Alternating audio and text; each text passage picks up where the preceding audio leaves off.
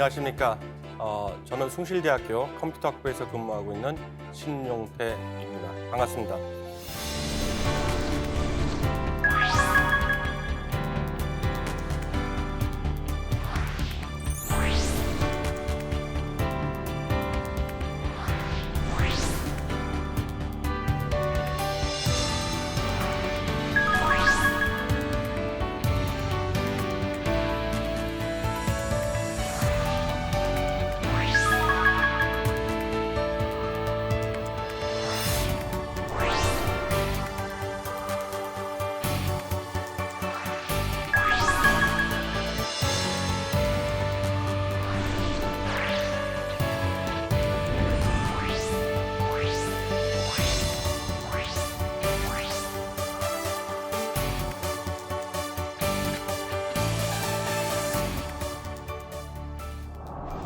오늘 우리가 다룰 주제는 컴퓨터에 관한 이야기인데요.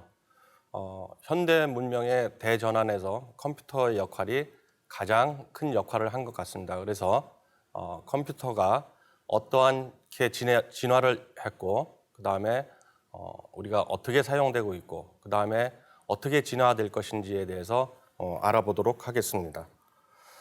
오늘은 우선 컴퓨터에 대해서 올바른 이해가 필요한데 컴퓨터에 대한 올바른 이해를 말씀드리고, 그리고 이 컴퓨터의 기원, 그리고 세대별로 컴퓨터가 어떻게 발전되어 왔는지, 그리고 미래에 인간과 컴퓨터가 어떠한 상호작용을 통해서 이 미래의 문명이 바뀔 것인지에 대해서 이야기를 하도록 하겠습니다.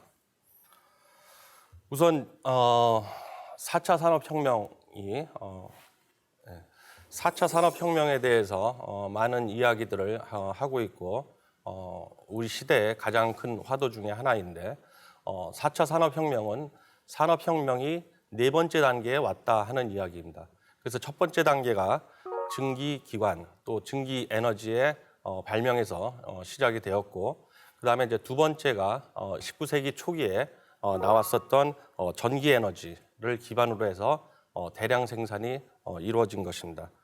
그런데 20세기에 들어서면서 컴퓨터가 발명이 되고 이 컴퓨터를 통한, 그리고 인터넷을 통한 지식 기반의 정보 혁명이 이루어진 것이 3차 산업혁명입니다. 그리고 마지막으로 최근에 이제 4차 산업혁명이 화두가 됐는데 4차 산업혁명은 우리 인공지능이라든지 사물 인터넷이라든지 뭐 이러한 다양한 첨단 기술들이 나왔고, 그리고 소프트웨어가 중요하게 되고, 그 다음에 대량의 데이터들이 생산이 되면서 지능 정보의 시대를 열었다 해서 이 4차 산업혁명이라고 우리가 이야기를 합니다. 4차 산업혁명의 특징은 초연결, 초지능의 시대라고 아시면 되겠습니다. 그래서 결국은 이 모든 정보혁명은 이 컴퓨터에서 비롯이 됐다고 저희가 생각을 할 수가 있겠습니다. 여러분들 컴퓨터 많이 활용을 하시죠? 아침에 일어나시면 클릭을 해서 일어나시고 또 주무시기 전까지 우리가 클릭을 합니다. 어떤 통계에 의하면 저희가 하는 클릭이 10,000번, 2만 번까지도 하루에 클릭을 한다고 생각이 되는데, 저희가 사용하는 노트북이라든지 또는 PC 또는 가장 많이 사용하는 핸드폰 같은 경우, 또 스마트폰 같은 경우에 대부분 우리가 클릭을 해가지고 일상을 시작을 하고 또 클릭으로 해서 마칩니다. 그래서 이 컴퓨터들이 결국은 컴퓨터 혼자만 있으면 안 되고 인터넷과 연결이 돼야 되는데, 인터넷과 연결이 되는 순간 우리가 만능의 시대로 왔다 이렇게 이야기를 합니다. 그래서 인터넷으로 연결이 됐을 경우에 이 컴퓨터가 새로운 세상, 또 다양한 세상을 또 열어갈 수가 있는데, 예를 들어서 우리가 이제 쇼핑을 할 수도 있겠고, 그 다음에 인터넷으로 학교를 다닐 수도 있고, 또 인터넷으로 뱅킹을 할 수도 있고, 그리고 인터넷으로 민원 서비스라든지 이런 정부의 서비스를 또 받을 수도 있고요. 그 다음에 저희들이 이야기를 하는 인터넷으로 소통도 하고 SNS를 통해서 커뮤니티도 만들어 나가고 있습니다. 그러면 과연 컴퓨터라는 것이 무엇일까요? 컴퓨터에 대해서 많은 오해들을 하고 있고 어떻게 보면은 컴퓨터의 노예가 되고 있는 이 시점인데 컴퓨터에 대해서 정확한 이해를 하는 것이 무엇보다 더 중요하다고 생각이 됩니다. 이 컴퓨터라는 것은 우리나라 말로 샘틀이라고 합니다. 샘틀. 그래서 이 컴퓨터는 컴퓨트레라는 라틴어에서 유래가 됐는데 계산하다라는 뜻입니다. 결국은 이 컴퓨터는 지금 전자회로를 이용해 가지고 다양하게 자료를 처리를 하고 그 다음에 이 처리된 자료를 통해 가지고 정보를 생성하는 하나의 기계입니다. 그래서 컴퓨터를 이루는 것이 하드웨어가 있고 그 다음에 하드웨어를 제어를 하는 소프트웨어가 있고 그 다음에 소프트웨어만 있으면 안 되고 데이터가 있어야 됩니다. 그래서 이 데이터를 통해 가지고 입력이 되고 이 입력이 된 것을 하드웨어를 통해서 처리를 해서 새로운 정보를 생산하는 과정 이런 것들을 우리가 컴퓨터가 하는 것이라고 생각을 하시면 되겠습니다. 그런데 이 컴퓨터를 만든 것도 사람이기 때문에 이 컴퓨터를 만들 때 사람을 형상화해서 이 컴퓨터를 만들게 되어 있습니다. 그래서 이 컴퓨터의 그 5가지 기능을 보면 입력 장치가 있고요. 그 다음에 이제 연산 기능이 있을 수 있고, 그 다음에 이제 제어 기능이 있고, 그 다음에 우리가 저장 또는 기억 기능이 있고, 그 다음에 출력 기능이 있습니다. 저희들도 사람도 마찬가지로 입력 기능이 입이라든지 눈이라든지 귀를 통해서 입력을 하게 되고 그 다음에 이 뇌를 통해 가지고 연산을 하게 돼 있죠. 또한 이 뇌를 통해 가지고 제어를 하고 이 뇌에 또 저장 기능이 있습니다. 또한 우리 입이라든지 다양한 그 제스처라든지 뭐 이런 걸 통해 가지고 출력을 하게 돼 있는데 이 모든 것들이 컴퓨터의 이 기능과 이 사람의 기능이 똑같다 이렇게 이야기를 할 수가 있겠습니다. 거기에 이제 정보통신 시대가 되면서 이 통신 기능이 더 추가가 되면서 컴퓨터들끼리 연결이 되고 또한 앞으로는 모든 컴퓨터뿐만 아니라 사물들이 연결이 되는 시대를 열 것이다 해가지고 초연결 사회 이렇게 이야기를 하고 있습니다. 근데 이 컴퓨터라는 것이 이 모델 자체로만 보면은 최초의 컴퓨터가 만들어진 이후에 지금까지 사용되는 컴퓨터의 모델은 변화한 적이 없습니다. 처음에 컴퓨터의 모델을 만든 사람이 폰 노이만이라는 이 수학자인데 1941년도에 현대 컴퓨터의 구조를 정의를 했습니다. 그래서 여기 보시면은 입력 장치가 밑에 있고 그다음에 이제 출력 장치가 있고 제어 장치 그다음에 이 산술, 이 컴퓨팅을 하기 위한 산술 논리 장치들이 있습니다. 그리고 어큐뮬레이터 해서 이제 누진기들이 있고 또한 이 계산 과정에서 기억을 해야 되는데 메모리라고 합니다. 그래서 이 메모리라는 것이 우리도 사람도 기억을 하지만 이 컴퓨터도 기억을 합니다. 다만 사람은 이 망각의 동물이기 때문에 우리가 기억에서 지워질 수가 있는데 이 메모리도 마찬가지로 컴퓨터를 끄는 순간 메모리가에 있는 데이터들은 다 지워집니다. 그래서 이제 여기에 추가된 것이 이제 저장 장치, 우리 하드 디스크라든지 USB라든지 뭐 이런 걸 통한 저장 장치들을 만들게 돼 있습니다. 근데 재미있는 것은 뭐냐면은 이 토마스 왓슨이라는 사람이 이제 IBM의 전 IBM 사장인데 이 IBM에서 컴퓨터를 처음에 만들고 저희 나라에 처음 도입된 것도 IBM 컴퓨터인데 이 IBM 사장이 했던 말 중에 하나가 1943년도 타임즈지에서 나와서 내가 이걸 만들었지만 이것은 전 세계적으로 5대 정도만 팔릴 것이다 하고 예측을 했습니다. 그러니까 이러한 대가들도 미래를 예측을 하는데 이렇게 사실은 불가능하다는 얘기죠. 그래서 저희가 미래 사회를 많은 사람들이 예측을 하고 이렇게 될 거다 하고서 예상들을 하고 있지만 그것이 사실은 미래 사회가 불투명하다 이렇게 이야기를 할 수가 있겠습니다. 그건 왜 그러냐면은 저희 컴퓨터를 구성하고 있는 것이 아까 이야기한 대로 하드웨어하고 소프트웨어하고 데이터라고 이야기를 했었는데 시간의 흐름에 따라서 하드웨어의 성능도 계속 발전을 하겠죠.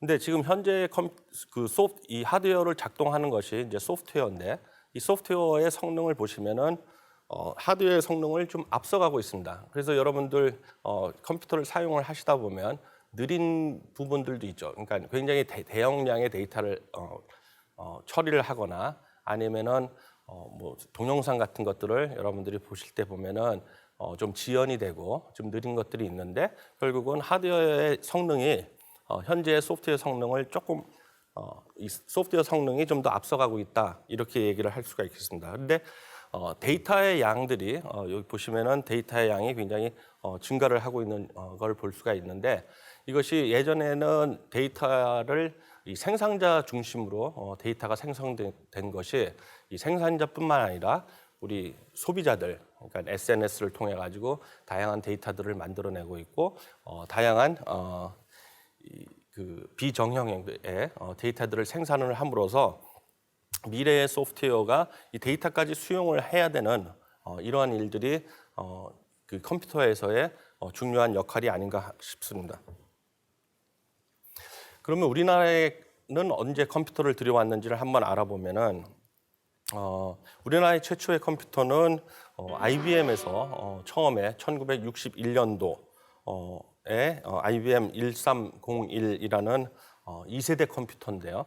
이걸 이제 처음에 도입을 했고요. 1401 모델은 그 당시에 전 세계적으로 14,000대가 이미 팔려 있었던 모델입니다.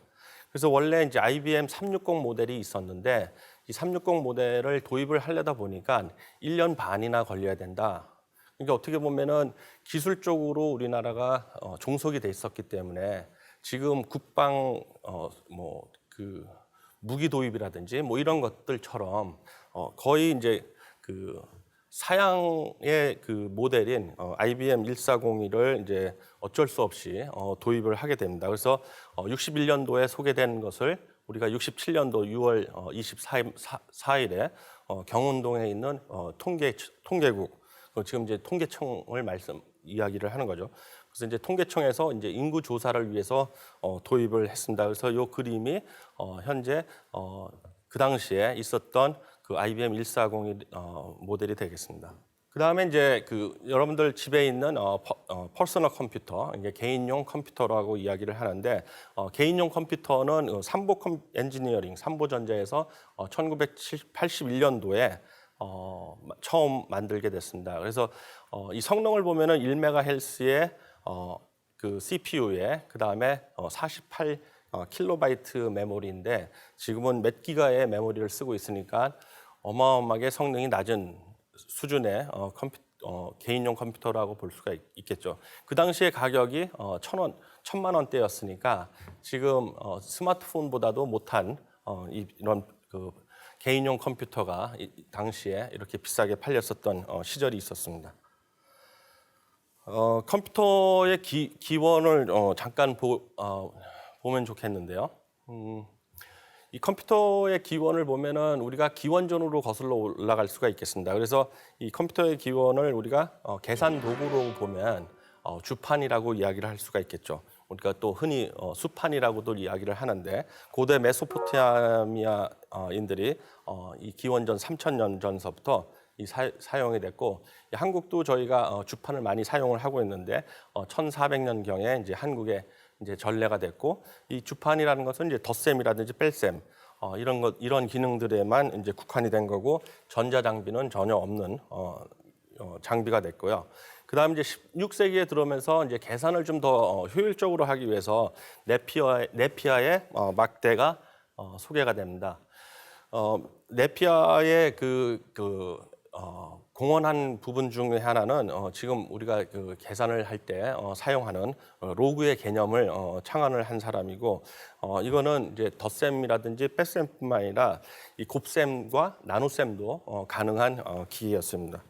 파스칼의 계산기라고 이야기를 할 수가 있겠는데요. 이 파스칼이 굉장히 그 엄친아 중에 한 사람인데 아버지가 이제 세무공무원이었어요. 그래서 이제 세무공무원이 이제 결국은 계산을 많이 해야 되는데 아버지를 위해서 이 기계를 개발을 했다 이렇게도 얘기합니다.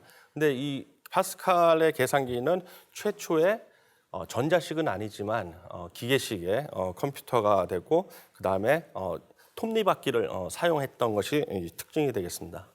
그 다음에 이제 요즘도 많이 사용하고 있는 것 중에 하나인데 이제 슬라이드 룰 해가지고 잉글랜드에서 이제 고안이 됐는데 이 나눗셈이라든지 제곱근을 계산을 한다든지 또는 루트 계산을 한다든지 삼각함수 등을 계산을 하는데 가능하고 그 다음에 이 나사, 이 아폴로 프로젝트라든지 뭐 이런 프로그램을 만들 때에도 사용했었던 기구 중에 하나입니다. 그 다음에 이제 찰스 바베지라고 어떻게 보면은 컴퓨터의 아버지다 이렇게 이야기를 하는데 이 다항 함수를 계산할 수 있는 기계식의 컴퓨터를 처음에 만들었습니다. 근데 이 찰스 바베지의 기계는 어떤 의미를 가지고 있냐면 아까 이야기했었던 현대 컴퓨터의 모델이 됐었던 입력 장치, 출력 장치, 연산 장치, 그 다음에 기억 장치들이 있었는데 이 기능들을 다 가진 컴퓨터입니다. 그래서 입력, 연산, 제어, 저장 그리고 출력이 가능한 최초의 컴퓨터라고 할 수가 있겠습니다. 그래서 우리가 찰스 바베지를 컴퓨터의 아버지라고 이야기를 합니다. 그다음에 이제 홀로레스의 혁신이라고 그러는데 이게 이제 저희가 입력을 할 때 우리가 카드 펀치를 사용을 하는데요. 이 천공 카드 시스템을 이제 최초로 개발을 했습니다. 그래서 이 종이 카드를 뚫어 가지고 자료를 저장하는 기술 그리고 자료를 처리를 하는 기술을 개발을 했습니다. 그래서 이 홀로리스 혁신의 이 장비는 우리가 인구 조사를 하는데 보통 우리가 이제 7년 정도 그 당시에 7년 정도 걸렸는데 이 처리 속도를 3분의 1로 굉장히 줄여줬었던 기능 중에 하나입니다.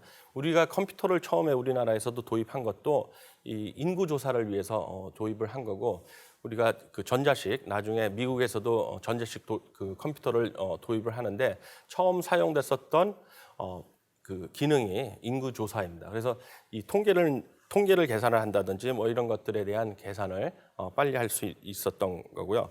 그 다음에 이 홀로레스 혁신이 만든 이 천공 시스템을 가지고서 이 태블레팅 머신 컴퍼니를 이제 설립을 했는데 이것이 오늘날의 IBM의 전신이 되겠습니다. 그 다음에 이제 어떻게 보면 애니악이 최초의 세계 최초의 전자식 컴퓨터라고 이야기를 할 수 있는데 이 그림에서 보듯이 굉장히 큰 컴퓨터입니다. 지금의 PC보다도 성능이 낮은데 폭이 지금 1m, 그 다음에 이제 높이가 2.7m, 그리고 길이가 무려 25m나 되는 컴퓨터고 총 중량이 30톤이 됐습니다. 그리고 이 애니악의 의미 중에 하나는 이제 최초의 진공관을 사용한 컴퓨터인데 진공관을 18,000개 사용을 했고요. 그리고 지금 현재의 컴퓨터는 이진수를 사용을 하고 있는데 이 애니악이라는 컴퓨터는 10진수를 사용을 했습니다. 그래서 10진수를 사용해 가지고 초당 5,000회의 덧셈을 한다든지 그 다음에 초당 14회의 곱셈을 할 수 있는 기능이 됐고 그 당시에 탄도 요즘 미사일이 굉장히 화두가 되고 있는데 이 탄도 미사일을 이 대포의 탄도를 계산을 하는 목적으로 개발을 했습니다. 그 다음에 이제 1947년도에 나온 것이 이제 에드박이라는 컴퓨터인데요. 이 폰 노이만의 컴퓨터 모델을 반영을 해서 설계를 했고 최초의 이진수, 그러니까 0 또는 1, 우리가 흔히들 이야기하는 비트를 사용을 해서 이 연산 처리를 했었던 최초의 컴퓨터입니다. 그리고 중요한 기능 중에 하나는 뭐였냐면은 프로그램을 컴퓨터에 내장할 수 있는 그런 기능을 이 에드백이 제공을 했고 결국은 이것이 오늘날의 소프트웨어의 개념을 탄생시킨 컴퓨터라고 이야기를 할 수 있겠습니다. 그리고 이제 이 에드박 이걸 통해 가지고 이제 마지막으로 이제 진공관 시대가 이제 종말을 내립니다. 그리고 이제 1951년도에 유니백이라는 컴퓨터가 만들어졌는데, 이거는 이제 애니악의 개발자였던 에커트와 모클리가 같이 공동으로 개발을 했습니다. 이 컴퓨터 또한 인구 조사를 위해서 사용을 했고, 그 다음에 유니백이 가지고 있는 의미는 최초의 상용 컴퓨터입니다. 그래서 이 1954년도에 이 프루덴셜이라는 보험사에 판매를 했고요. 그 다음에 입력과 연산 그리고 출력을 동시에 할 수 있는 컴퓨터였습니다. 그래서 여기 자기 키테이프 시스템을 사용을 했고, 그 다음에 이제 유니백이 최초로 트랜지스터라는 그 소재를 사용을 해가지고 이 컴퓨터를 만들었다는 거에 의미를 둘 수 있겠습니다. 그래서 그 세대별로 우리가 이제 컴퓨터를 볼 텐데요. 처음에 우리가 진공관으로 만든 컴퓨터가 있었고, 그 다음에 이제 트랜지스터 시대를 열면서 어떻게 보면은 컴퓨터가 이제 상용화가 되기 시작을 했는데, 직접 회로가 되면서 우리가 PC도 만들고 대중화의 길을 열었다고 보시면 되겠고요. 그 다음에 이제 고밀도의 그 직접 회로, 그 LSI라고 얘기를 하는데, 이걸 통해 가지고 이 통신 기능들이라든지 뭐 이런 것들이 가능해졌고, 지금처럼 뭐 인공지능이라든지 뭐 이런 그 대용량 또는 복잡한 계산들을 할 수 있는 컴퓨터가 만들어진 것이 이제 초고밀도 VLSI라는 반도체를 통해 가지고 가능하게 된 것입니다. 그래서 진공관 시대에는 이 컴퓨터를 어떻게 보면 일괄 처리를 했었던 것이, 이제 프로그램들이 다양한 프로그램들을 다중 처리할 수 있는 다중 프로그래밍이 가능했고, 그다음에 이제 그 온라인 실시간으로 처리를 했는데, 이 다양한 것들이 동시에 처리가 되기 위해서는 우리가 보통 공간적으로 나누거나 또는 또 시간적으로 나눌 수가 있는데, 시분할이라는 개념, 그러니까 시간을 분할을 해가지고 여러 개의 프로세스들이 같이 처리할 수 있는 기능들이 생겼습니다. 이걸 통해 가지고 이제 인공지능이라든지 전문가 시스템들이 나오고, 그 인공지능 또는 병렬 처리 또는 우리가 사용하는 언어인 자연어를 처리할 수 있는 기능까지 나오게 된 것입니다. 그래서 그 1세대 컴퓨터를 보시면은 아까 얘기한 대로 이 데이터의 저장과 처리에 이 진공관을 사용을 했어요. 그리고 이제 진공관을 사용했으니까 얼마나 많은 열들이 발생이 됐겠어요. 지금 우리 PC를 사용해도 PC에 팬 돌아가는 소리들이 있는데, 그것이 이제 전자가 열을 발생을 시키기 때문에 그 온도 조절을 위해서 우리가 이제 팬들을 많이 사용을 하죠.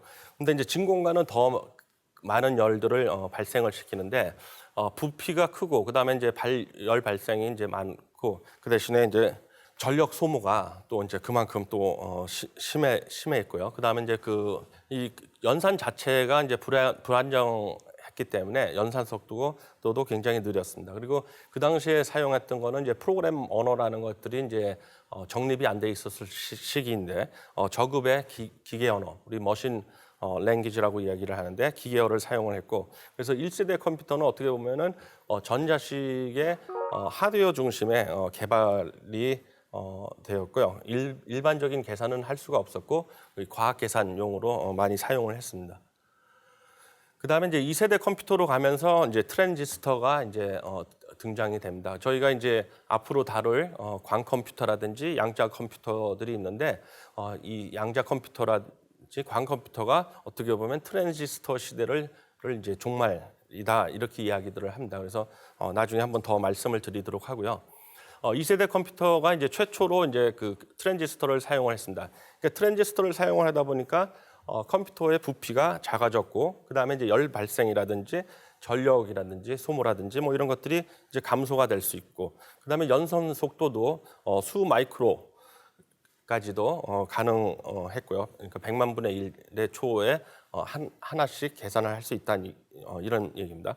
그다음에 이제 그 트랜지스터가 나오면서 고급 언어, 코볼과 같은 고급 언어가 지금은 많이 사용되고 있지 않지만 이런 언어들이 나오기 시작했습니다. 그래서 이 트랜지스터의 의미는 뭐냐면은 컴퓨터의 이 데이터라든지 프로그램들을 저장을 할 수 있는 그런 기능들이 추가가 된 거고, 그 다음에 소프트웨어의 개발 중심으로, 그러니까 1세대의 하드웨어 개발 중심에서 소프트웨어 개발 중심으로 옮겨갔다 하는 의미가 있습니다.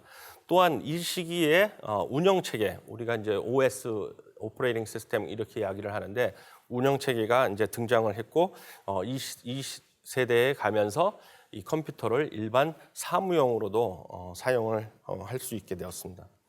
그 다음에 이제 3세대가 이제 그 60년대 초반서부터 이제 70년대 우리가 후반을 얘기하는데, 이 트랜지스터를 좀 더 세밀하게 집적시켜가지고 하는 회로를 사용을 했습니다. 그래서 저희가 지금 우리가 반도체의 강국이라고 이야기를 하는데, 3세대 컴퓨터가 이제 그 직접 회로 인테그레이티드 서킷 해가지고 IC를 사용하는 컴퓨터가 되겠습니다. 그래서 IC를 사용하니까 부피를 작게 할 수 있고, 작게 할 수 있으니까 이제 기기가 이제 소형화가 가능했고, 그다음에 연산 속도도 굉장히 빨라졌습니다. 그래서 나노초의 10의 마이너스 9승에 해당되는 나노초의 속도로 이 컴퓨터를 만들 수가 있었고, 그다음에 이제 이때부터 이제 고급 언어, 하이 레벨 랭귀지 이렇게 얘기하는데, 베이직이라든지 이런 언어들이 이제 나오고 이제 시작이 되었고, 그다음에 동시에 다양한 많은 것들을 처리할 수 있는 컴퓨터가, 이런 기능들이 이제 추가가 됐습니다. 그래서 동시에 많은 기능들을 처리를 하기 위해서 이 타임 쉐어링 이렇게 얘기를 하는데, 타임 그 시분할 시스템들이 사용이 됐고, 그다음에 2세대 때 이제 나왔었던 그 OS에 다양한 유틸리티들이 이런 기능들이 이제 개발이 됐습니다. 그리고 이 당시가 되면서 이제 소프트웨어 산업이 출현이 됩니다. 그래서 그 다양한 소프트웨어 회사들이 나오고, 그다음에 이러한 소프트웨어를 통해 가지고 경영 정보 시스템의 개념이 도입이 됩니다. 그다음에 이제 그 4세대의 컴퓨터가 이제 그 고밀도 직접 회로를 사용하는 LSIC를 사용하는 컴퓨터인데, 인텔이 이제 이 당시에 이제 등장을 해가지고 마이크로 프로세서를 개발을 합니다. 그래서 굉장히 소형화가 되고, 그 다음에 이제 가격도 이제 저렴해지니까 우리 집에도 컴퓨터를 놓을 수 있겠다 해가지고 이제 PC의 시대가 열리게 됩니다. 그래서 이 고급 언어인 C 언어가 이때 등장을 했고, 그 다음에 이 개인용 컴퓨터의 발전뿐만 아니라 이 메인 컴퓨터의 발전도 이루는데, 우리가 흔히 이야기를 하는 그 슈퍼컴퓨터도 이때부터 개발이 되고 이제 본격화되는 시기가 되겠습니다.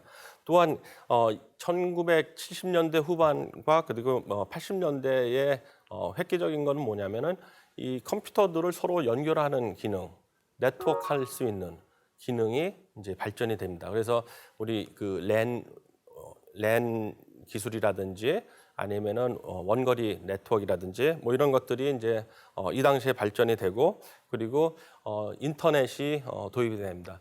인터넷을 사용하지 않는 분들이 없는데, 인터넷이 1969년도에 이제 알파넷으로 시작이 돼가지고 어떻게 보면은 인터넷의 꽃은 2000년도 이제 1990년대 후반서부터 이제 인터넷 2000년도에 이제 폭발적으로 증가를 되는데, 이 당시에 이제 인터넷의 개념이 도입이 됐고요.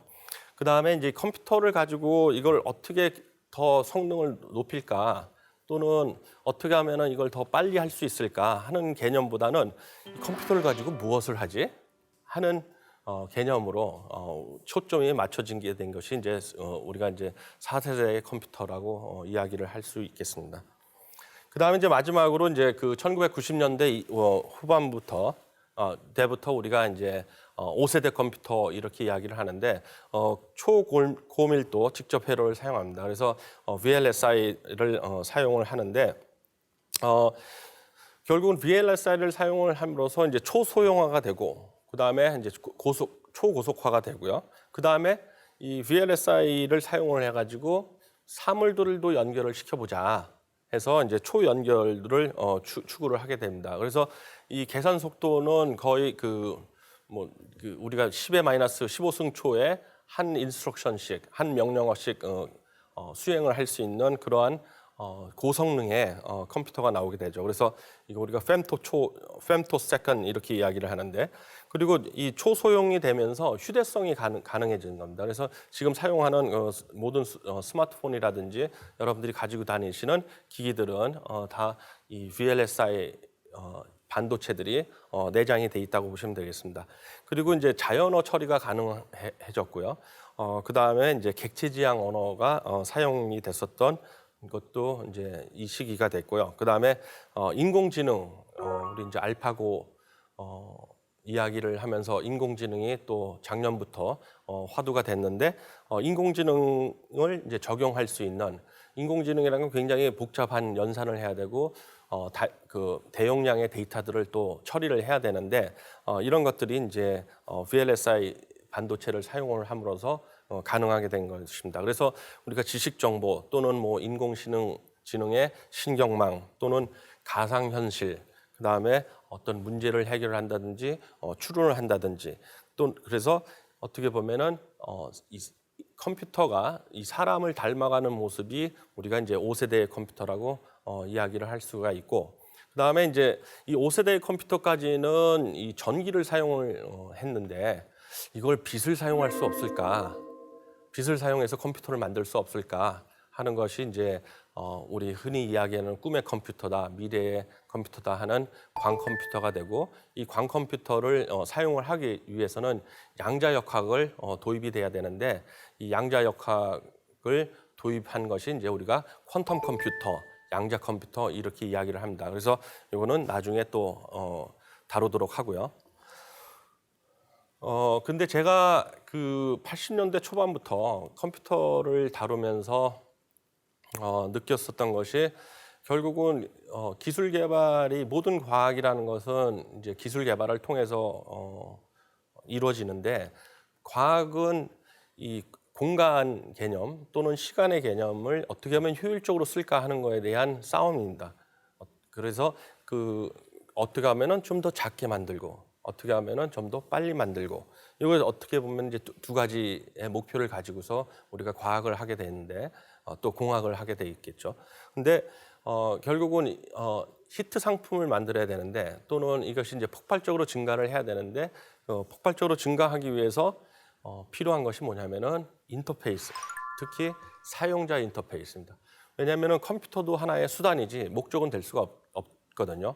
저희가 컴퓨터에 중독이 돼가지고 90년대에 굉장히 큰 문제가 됐고, 요즘은 이제 학생들이 게임 중독이라든지 인터넷에 중독이 돼가지고 사회적인 문제가 되고 있는데, 이 사용자 인터페이스의 혁명이 일어나지 않으면은 사실은 컴퓨터가 아무리 빠르고 아무리 작게 만들어져도 사람들이 사용하지 않게 됩니다. 그래서 이 인터페이스가 세상을 바꾼다고 볼 수가 있는데, 처음에는 그 키보드가 이제 입력 장치가 돼가지고 명령어를 우리가 외워야지만 이 컴퓨터를 다룰 수가 있었습니다. 그래서 저도 이제 컴퓨터를 처음 다룬 것이 이제 80년대 초반인데, 이 당시에도 이제 마우스가 없었던 시절입니다. 그래서 이 명령어를 많이 이제 기억하고 있거나 많이 아는 사람은 야, 컴퓨터 잘한다, 우리가 그렇게 이야기들을 하는데, 그래서 이제 커맨드 라인 인터페이스 해가지고 이제 주로 입력 장치로 이제 키보드를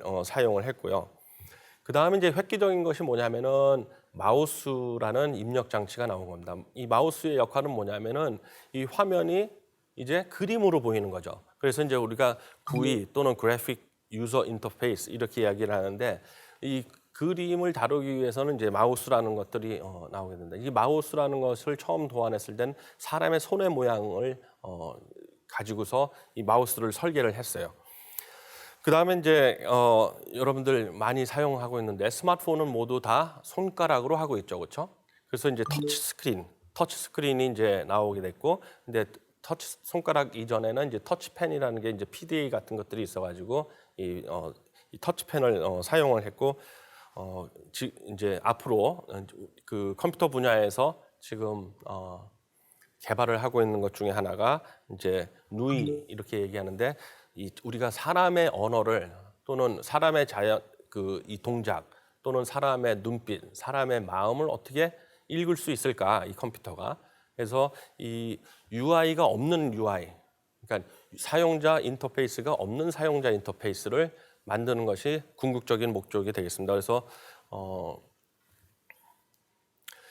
그 음성이라든지 눈, 동작, 표정, 그다음에 이제 마음을 읽는 이런 컴퓨터들을 만들기 위해서 노력을 하고 있습니다. 그래서 이 진화를 굉장히 이 컴퓨터의 이 사용자 인터페이스의 진화가 굉장히 중요한데, 우리가 계산을 하기 위해서 처음에는 돌멩이들을 써가지고 계산을 했겠죠, 그렇죠? 돌멩이를. 그러다가 이제 그 이야기했었던 그 바베지 기계가 이제 천공 카드를 통해 가지고 그 입력을 했고요. 그 다음에 이제 키펀치가 이제 1990년대에 키펀치가 나오고, 그 다음에 이제 1868년도에 이제 타자기가 개발됩니다. 타자. 그러니까 이 타이프를 쳐가지고 이제 글씨를 쓰는 거죠. 그래서 이제 지금 이 타자기를 통해 가지고 오늘날의 그 키보드가 이제 완성이 됐다고 보시면 되겠고, 그 다음에 1940년도에 또 중요한 이슈 중에 하나는 내가 원격에 있는데도 그 컴퓨터에 접속을 할 수 있는 기술이 나오기 시작했습니다. 그리고 또 하나의 유저 인터페이스에 해당되는 거죠. 왜냐하면 내가 직접 그 컴퓨터를 만지지 않았지만 컴퓨터를 원격으로 이제 다룰 수 있는 기술들이 나오게 된 겁니다. 그 다음에 이제 그 획기적인 거는 GUI라고 생각을 하시면 됩니다. 여러분들 그 우리가 이야기하는 윈도우를 이제 연상을 하시면 되겠는데, 사용자가 명령어를 몰라도 이 화면에 나타나는 그림을 보고서 컴퓨터를 사용할 수가 있었던 거예요. 그래서 이제 64년도에 이제 모니터가 이제 처음에 이제 이 컴퓨터에 이제 등장을 하게 되는데, 그러면은 그림판을 또 입력을 할 수 있어야 되잖아요, 그렇죠? 그러면 이제 사람의 손처럼 뭐 장비를 만들 수 없을까 해가지고 나온 것이 이제 이 마우스라는 그 입력 장치고, 그 다음에 이제 그 마우스라는 입력 장치가 이제 1968년도에 더글라스 앵글버트라는 사람이 이제 개발을 했습니다. 그리고 최초의 그 워크스테이션, 우리 그 팔로 알토에 있는 그 제럭스라고 얘기하면 되는데, 이 제럭스 알토라는 이 최초의 워크스테이션이 나왔는데, 이 워크스테이션에는 지금 버튼이 보통 이제 우리가 그 사용하는 마우스는 2개 정도 있는데 3개의 버튼을 가진 마우스가 1974년도에 등장을 하게 됩니다. 그리고 그 저희 잘 아는 이제 스티브 잡스가 이제 1976년도에 최초의 개인용 컴퓨터를 애플 1이라는 컴퓨터를 만들죠.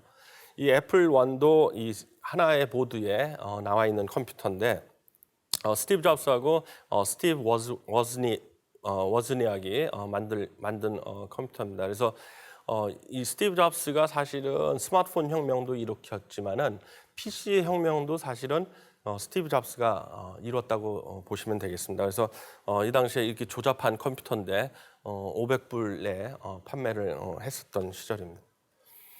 그 다음에 우리 휴대용 컴퓨터들, 이것도 이제 랩탑이라고 할 수가 있는데, 이 랩탑, 그러니까 랩탑이라는 거는 랩이라는 건 이제 무릎 위에다 올려놓는 컴퓨터라는 뜻이죠. 그래서 이 1981년도에 최초로 랩탑이 오스본 1 해가지고 나오게 됩니다. 근데 무려 무게가 10.7kg이에요. 그러니까 무릎 위에다 놓으면 아마 무릎이 좀 한 30분 사용하면 아팠겠죠, 그렇죠?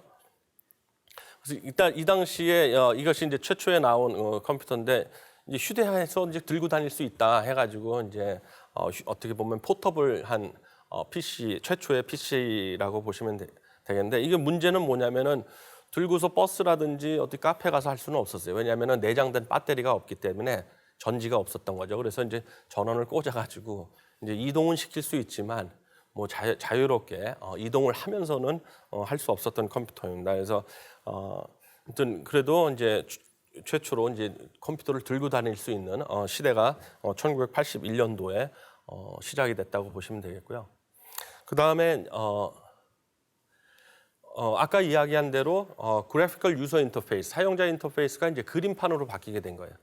우리가 그 자동차도 예전에 이 수동으로 하다가 자동차가 많이 팔리게 된 이유가 뭐겠어요? 수동으로 됐다가 자동으로 기어를 바꿔주는 거였거든요.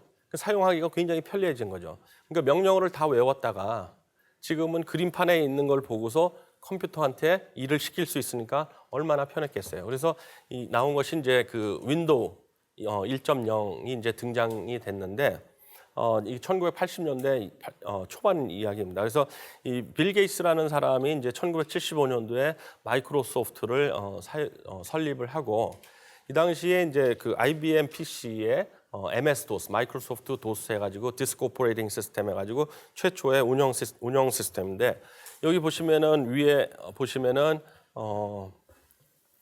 이 당시에는 이제 그림으로 돼 있지는 않았죠. 컴퓨터의 사용자 인터페이스가. 근데 이런 식으로 윈도우가 그림처럼 나오게 된 겁니다. 그래서 굉장히 사용하기가 편리하게 된 시기가 되겠습니다. 이러면서 PC들이 보급이 되고 PC들이 대중화되면서 1인 1PC 시대가 열리기 시작한 시기라고 보시면 되겠습니다.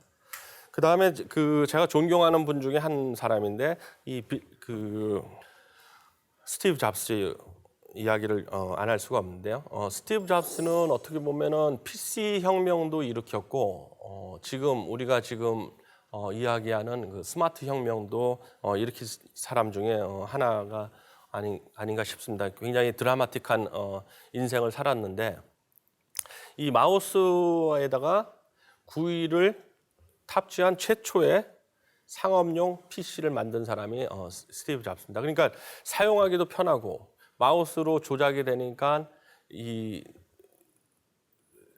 컴퓨터에 대해서 잘 모르는 사람들도 사용할 수가 있었던 거죠.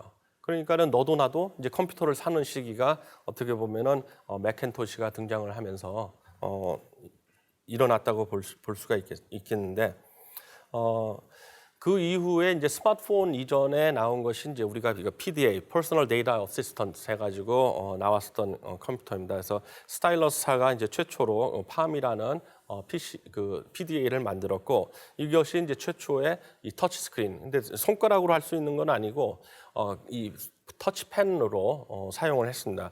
그래서 이제 이 터치펜을 사용을 했는데. 사람의 이제 키보드를 이제 입력을 안 하더라도 사람의 글씨를 인식하는 어떻게 보면은 최초의 컴퓨터라고 보시면 되겠습니다. 그 다음에 이것도 스티브 잡스의 작품 중에 하나인데 그 아이퍼드 해가지고 2001년도에 음악을 듣는 기기를 만들기 시작하죠. 그래서 이 사람이 처음에 디자인을 할 때는 버튼을 다 없애라 하는 이야기를 했어요. 그러니까 버튼이 별로 없어요. 처음에 나왔었던 그 아이패드를 보면은 그 대신에 이제 입력 장치를 이제 스크롤링 할 수 있게 이런 식으로 움직여가지고 입력을 할 수 있는 방식을 처음 만들었고 그 다음에 이제 아이패드의 그 의미는 뭐냐면은 아이튠스라는 음악을 서비스를 하는 이런 서비스 제공 역할도 같이 했어요. 그러니까 예전에는 기기를 만들던 사람들이 있었고 그 다음에 통신을 제공하는 사람들도 있었고 그 다음에 그 위에 플랫폼을 제공하는 사람들도 있었고 그 다음에 이제 서비스를 제공하는 사람들이 각각 있었는데 이 생태계가 이제 파괴되는 그러한 의미를 가지고 있는 것이 이 아이튠스의 의미라고 보시면 되겠습니다. 그 다음에 이제 모든 분들이 다 가지고 있는 스마트폰이 2007년도에 나오게 됩니다. 그래서 이 스마트폰은 멀티터치의 인터페이스 기능을 가능한데 이것도 하고 저것도 하면서 같이 이제 스크린을 통해 가지고 할 수 있었던 거죠. 이것 또한 스티브 잡스의 애플사가 개발을 했고 처음에 나온 것이 이제 아이폰이고 지금 이제 삼성은 이제 갤럭시 폰들이 나오기 시작했죠. 갤럭시 이전에는 우리가 애니콜이라는 제품이 있었던 시절이었습니다. 그 다음에 이 손으로 만지는 것뿐만 아니라 내 음성을 인식을 해가지고 데이터를 입력을 했으면 좋겠다 해가지고 이제 여러분들 그 시리라고 하는 그 음성 인식 소프트웨어들이 이제 우리 그 아이폰에 많이들 깔려 있는데 질문을 받고 뭐 이거 뭘 도와줄까요? 하고서 이제 질문을 하고 그다음에 이제 뭐 이런 걸 하면 어떠냐 하고서 이제 권고도 하고 그다음에 이걸 통해 가지고 또 동작도 수행을 하고 하는 음성 인식의 인터페이스가 이제 2012년도부터 시작이 됐고 실이라는 것은 원래 국방부의 그 달파에서 개발을 한 거고 이것을 이제 애플사에서 사용을 해가지고 iOS 그러니까 애플사의 OS에 탑재를 해가지고 지금 사용을 하고 있습니다. 그 다음에 그 감지 기반의 인터페이스가 이제 2013년도서부터 이제 본격화될 수 있다고 보면 되겠는데 이 감지를 하려면은 다양한 센서들이 있어야 되겠죠, 그렇죠? 그래서 이 다양한 센서들을 이제 설치를 해가지고 사람의 동작이라든지 또는 그 눈빛이라든지 아니면 뭐 사람의 마음까지도 읽겠다 하는 이야기들을 우리가 하고 있는데 사람의 오각을 그러니까 청각, 미각, 후각, 촉각, 시각을 감지를 해가지고 입력을 받겠다 하는 것이죠. 그 다음에 이제 그 감지 기반의 인터페이스가 나오면서 어떻게 보면은 사물 인터넷 시대가 열리게 되었다 이렇게 얘기할 수가 있습니다. 그러니까 사람이 직접 입력을 하지 않아도 그냥 센서를 통해 가지고 자연스럽게 실시간으로 데이터들을 입력을 받는 거죠. 그래서 이제 우리가 이제 그 이러한 기능들이 이제 컴퓨터에 데이터들을 입력을 할 때 그 사람이 직접 하지 않고 사물들이 알아서 감지를 해가지고 센싱을 하고 감지해서 이제 입력을 하는 그러한 인터페이스가 이제 2013년도부터 본격적으로 생겼다고 보면 되겠고요. 그 다음에 이제 컴퓨터 아까 그 포터블 컴퓨터 이야기를 했는데 어떻게 하면은 입고 다닐 수 있을까? 왜냐면 휴대성이 좀 편하면 좋겠죠, 컴퓨터라는 것이. 그래서 이제 웨어러블 컴퓨터의 시대가 또 옵니다. 그래서 안경에 이제 컴퓨터가 이제 내장이 돼서 사용이 되고 그 다음에 이게 팔이라든지 또는 이거는 이제 컴퓨터의 그 밴드에 이제 손의 밴드에 이제 컴퓨터를 내장을 한 것이고 그리고 이제 웨어러블 컴퓨터에 가장 많이 사용되는 그 응용은 국방용입니다. 그래서 이 군인들이 이 컴퓨터들을 착용을 하고 이제 전투를 하는 거죠. 그래서 이런 시대가 올 거다. 지금도 이제 진행되고 있는 것 중에 하나입니다. 그다음에 이제 그 사용자 인터페이스를 사람처럼 만들고 싶다 하는 것이 이제 그 휴머노이드에 해당되는 거죠. 그래서 그 컴퓨터와 인간이 구분이 이제 앞으로는 어려울 것이다 이야기를 하는데 이게 이제 재작년도에 그 소피아라는 로봇이 이제 영국의 그 방송 프로그램에 나와 있었던 화면 중에 하나입니다. 근데 거의 인식을 할 수가 없었어요.